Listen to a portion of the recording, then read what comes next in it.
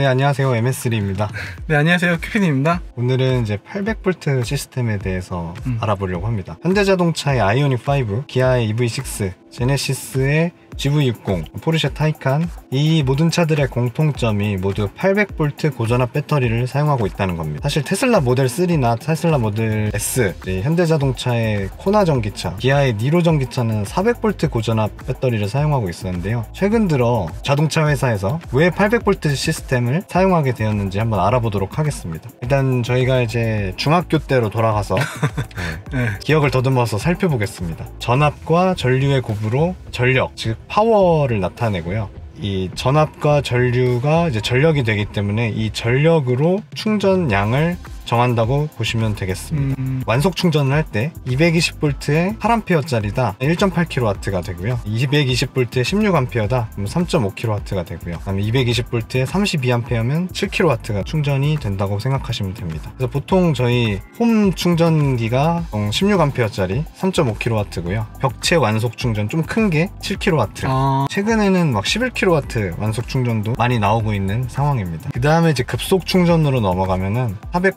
곱하기 120A를 하면은 50kW짜리 충전이 되는 거고요. 엄청 차이 나는데요? 그렇죠. 네. 그 다음에 500 곱하기 200A를 하면은 100kW짜리 충전이 되는 겁니다. 네네. 그래서 보통 우리가 사용하는 급속이 50kW랑 100kW가 이제 대부분이죠. 그래서 여기서 보시면은 전압과 전류가 다 높은 것이 이제 보통 급속 충전이 되고요. 전압과 전류가 좀 낮으면은 완속 충전이 된다고 생각하시면 되겠습니다. 그리고 완속 충전은 교류고요. 급속 충전은 직류고 이런 차이도 있고요. 그렇다면 이제 충전을 빨리 하려면은 전력을 높여야 되는데요. 결국에는 전압을 높이거나 전류를 높이거나 이제 둘 중에 하나를 높여야 되는 그런 상황입니다. 일단 전압을 한번 높이는 걸 생각해 볼게요. 전압을 높이고 좀 전류를 낮추면은요, 얇은 전선을 사용할 수가 있고요. 전기차 안에서 이 두꺼운 고전압 와이어 하네스를 가벼운 거를 사용할 수 있고 원가 절감도 시킬 수 있고 중량 절감까지도 할 수 있습니다. 하지만 이제 좀 단점은 고전압에 대한 보호 설계를 신경을 많이 써야 되고요. 또 고전압 부품의 스트레스 때문에 내구도 신경 써야 되고 노이즈, 전자파 이런 대책도 고려를 많이 해야 됩니다. 그래서 이런 것 때문에 또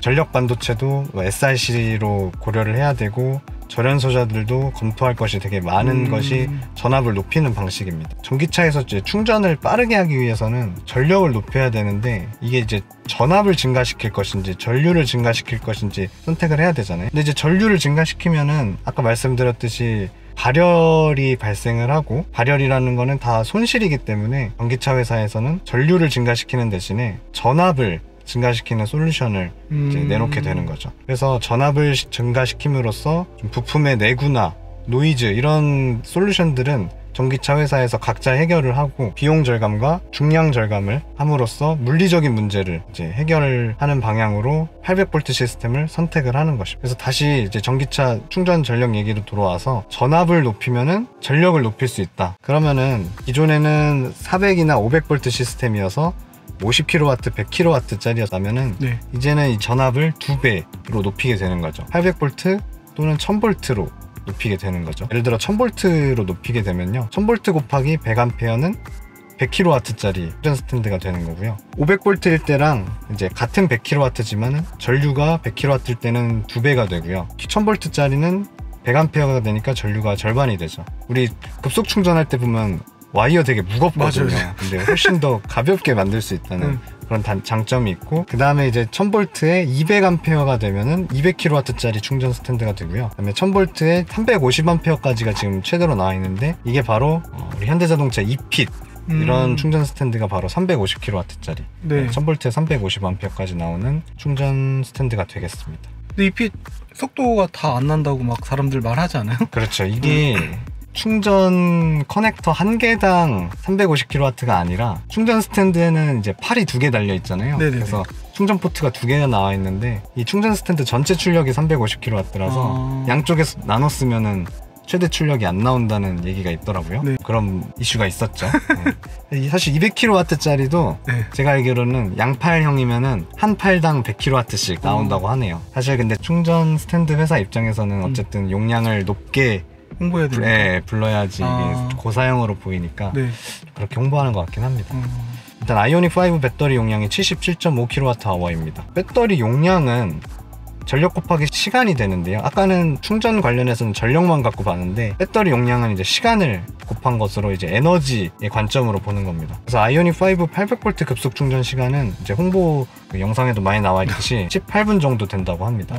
아까 350kW로 맥스로 충전을 한다고 가정을 하고 350 곱하기 시간은 배터리 용량 72.6kWh 이렇게 계산을 하면은 시간은 13분 정도가 나오게 됩니다. 홍보는 18분이잖아요. 네. 그래서 조금 이상하다고 느낄 수가 있죠. 그러면 완속 충전도 한번 봐볼게요. 완속 충전은 보통 7kWh로 하니까요. 7kWh 곱하기 시간은 72.6kWh로 계산을 해보면 시간은 11시간 나오게 됩니다. 매뉴얼에는 10시간에서 11시간 사이로 나와 있는데 완속 충전은 대충 11시간이 맞는 거를 확인할 수가 있죠. 근데 이제 급속 충전이 좀 차이가 나는데 자세히 살펴보면요. 가로축은 충전 시간이고요. 그럼 세로축은 전압과 전류. 이제 파란색 그래프가 전압이고 빨간색 그래프가 전류입니다. 우리가 충전건을 꽂아가지고 충전을 시작했을 때 초반에는 맥스의 전류를 내보내서 맥스의 출력으로 충전을 시작을 합니다. 그러다가 배터리 잔량이 점점 차오를수록 충전 전류가 떨어지게 되는데요. 그러다 보니까 이게 계속 일정하게 350kW가 나오는 게 아니라 계속 변동이 되는 거죠, 전력이. 그러다 보니까 13분이 아니라 실제로는 18분 정도가 나온다고 생각을 하시면 될 것 같습니다. 그래서 여기다가 효율이랑 뭐 배터리 온도라든가 충전기 평균 출력 이런 것들을 또 다 고려를 하면은 대충 18분 정도 나온다고 보시면 될 것 같고요. 그러면은 역으로 충전 시간이 배터리 잔량 10%에서 80%까지 18분 정도 된다고 하니까 역으로 몇 킬로와트로 충전을 하는 건지 한번 따져보면요. 72.6kWh에 10에서부터 80%니까 70%만 해당되는 거잖아요. 네. 그래서 0.7을 곱하고 시간으로 나누고 이거를 18분으로 계산을 하면은 평균 170kW로 충전을 하는 거라고 보시면 되겠습니다. 그러니까 맥스가 350kW지 평균적으로는 한 170kW 정도 충전 전력을 내고 있다고 보시면 될 것 같습니다. 그래서 테슬라 모델 3랑 현대자동차 아이오닉 5의 그 충전 시간을 비교해 보면요. 일단 배터리 용량은 뭐 엄청나게 많이 차이 나진 않아요. 충전 시간은 거의 2배 정도 차이가 나잖아요. 네네네. 이게 이제 전압이 현대자동차 아이오닉 5는 800V 시스템이고 테슬라 모델 3는 400V 시스템이기 때문에 충전 시간이 훨씬 짧게 나온다고 보시면 될 것 같습니다. 사실 테슬라가 충전이 막 자유롭진 않잖아요. 그 슈퍼차저 있는데 가야 되는데 거기가 기계가 다 되어 있는데 업그레이드가 되는 거예요? 그것도 이제 제가 설명드리도록 하겠습니다. 네네네. 좋은 질문 한 거네, 그럼. 네, 맞습니다. 여기서 이제 이야기가 끝나면 재미없으니까 이제 방금 말씀하신 질문을 토대로 더 깊게 한번 들어가 보도록 하겠습니다. 일단 전기의 변환에 관련된 내용인데요. 아까 말씀드렸듯이 전기는 교류와 직류로 되어 있습니다. 우리 에디슨과 테슬라의 이야기. 에디슨은 직류를 주장했고 테슬라는 교류를 주장했잖아요. 근데 결국에는 테슬라의 교류가 승리하면서 가정과 사무실에서 교류를 사용을 하고 있죠. 그래서 보통 가정에서 사용하는 것이 교류고요. 그 다음에 우리 배터리는 다 직류입니다. 우리 리모컨 배터리 거꾸로 꽂으면 리모컨이 동작 안 하죠. 하지만 가정에서 사용하는 플러그는 거꾸로 꽂아도 동작을 하죠. 그게 교류와 직류의 큰 차이라고 보시면 됩니다. 그래서 완속 충전은 또 교류고요. 급속 충전은 직류입니다. 그리고 전기차의 배터리는 배터리이기 때문에 직류입니다. AC와 DC라고 표현을 할 건데요. AC와 DC의 관계를 살펴보면 DC에서 AC로 변하는 것만 인버터라고 하고요. 나머지 변화는 다 컨버터라고 부릅니다.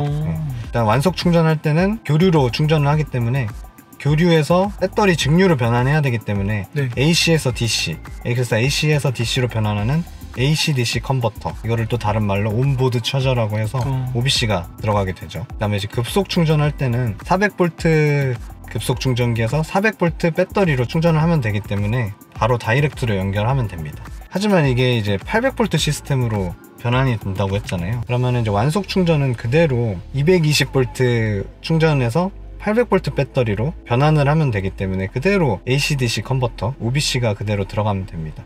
하지만 이제 아까 말씀드렸듯이 기존의 인프라는 다 400으로 깔려있는 800V 충전 스탠드가 추가로 되는 거잖아요. 800V 충전기는 800V 배터리에 다이렉트로 물리면 됩니다. 그러면은 400은 800으로 다이렉트로 물리면 안 되겠죠. 얘는 뭔가 400을 800으로 승합해주는 그런 장치가 필요하게 됩니다. 그래서 여기서부터 전기차 회사들이 머리가 아프기 시작한 거죠. 이 400V가 기존의 인프라가 다 깔려 있는데 내 차는 800V다. 그래가지고 이거를 승합을 어떻게 해야 될까? 그래서 이거 가지고 시스템의 구성의 차이가 많이 발생을 합니다. 그래서 일단은 가장 쉽게 생각할 수 있는 구성 방식은 400에서 800V를 승합해주는 부스트 컨버터를 집어넣으면 되는 겁니다. 기존에 없었던 부품이 들어가는 거거든요. 이 컨버터가 얼마나 무겁냐면요, 보통 10kg 이상 되고요, 부피도 굉장히 크고 원가도 거의 50만원 이상 되기 때문에 상당히 부담스러운 방식입니다. 하지만 제일 간단하죠. 그래서 이 방식을 포르쉐 타이칸이 택하고 있습니다. 포르쉐 타이칸은 뭐 워낙 비싼 차라 그런지 크게 시스템에 신경 안 쓰고 가장 단순한 방법으로 선택을 했습니다. 다음은 이제 GM도 요즘 픽업 트럭 관련해서 800V 시스템으로 구상을 하고 있다고 들었습니다. GM 같은 경우는요, 어떤 장치를 따로 달지 않고 배터리를 변환을 합니다. 400V를 병렬로 연결하면은 400V 시스템이 되고, 400V를 직렬로 연결하면 800V 시스템이 되는데요. 그 연결 장치들을 달아가지고 내가 400V 충전할 때는 병렬로, 그다음에 내가 800V 충전할 때는 직렬로 이렇게 변환할 수 있게끔 시스템을 구성했습니다. 그래서 이런 아이디어를 GM에서는 채택을 했고요.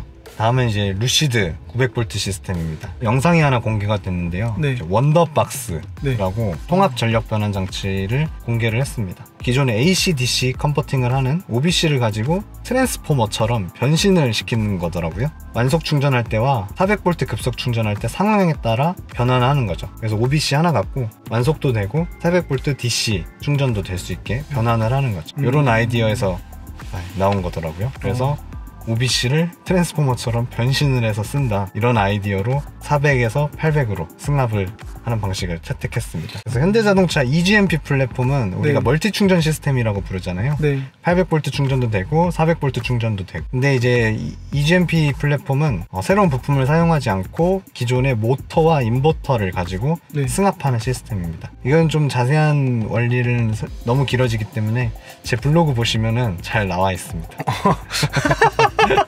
오케이. 네. 사실 전기차는 우리가 쉽게 생각했을 때 배터리랑 모터만 있으면 쉽게 만들 수 있다고 생각을 하잖아요. 하지만 이제 이렇게 급속 충전 800V 시스템을 개발하고 800V 시스템을 구현하기 위해서 이 충전 하나만 갖고도 시스템을 이렇게 다양하게 구성을 할 수 있는 거죠. 그래서 자동차 회사마다 또 다른 기술로 승부를 하고 있는 거고요. 그래서 전기차도 회사마다 각자의 어떤 특색과 차별성을 가지고 개발을 하기 시작했다고 보시면 될 것 같고요. 사실 이게 800V에서 끝나지 않고 1500V 시스템도 나중에 나올 거라는 전망이 나오고 있거든요. 네네네. 그렇게 되면 또 한 가지 400도 되고 800도 되고 1500도 되고 그렇기 때문에 또 다른 기술이 나와야 된다고 저는 보고 있습니다. 그럼 저는 차를 또 사야 되겠네요, 그죠?